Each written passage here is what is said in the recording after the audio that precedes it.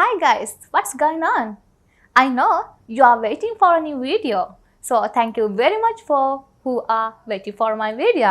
So I'm going to teach a new lesson to you. මං දන්නවා මගේ videos එනකන් ගොඩක් අය බලන් ඉන්නවා කියලා.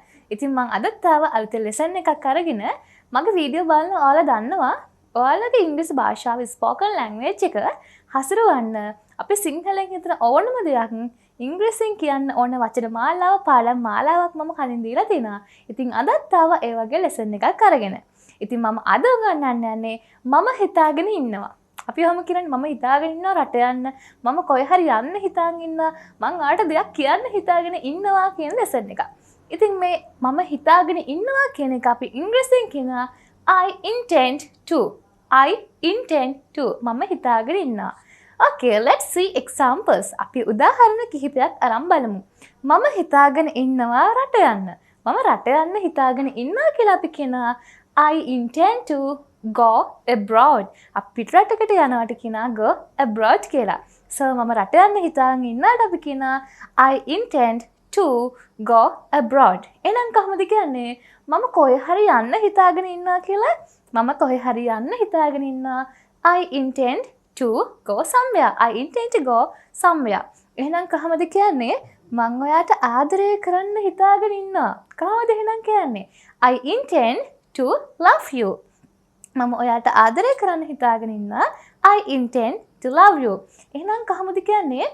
මම හිතාගෙන ඉන්නවා ඔයාට දෙයක් කියන්න. ඔයාට දෙයක් කියන්න මම හිතාගෙන ඉන්නවා කියලා අපි කියනවා I intend to tell something to you.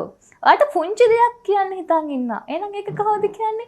I intend to tell a little thing. A little thing පුංචි දෙයක් කියලා අපි කියනවා. සාමාන්‍ය ජොබ් එකක් කරන කෙනෙක් නම් ඔයාලා හිතන ඇති මේ මාස පඩේ නම් මං ඉතුරු කරන්න ඕනේ.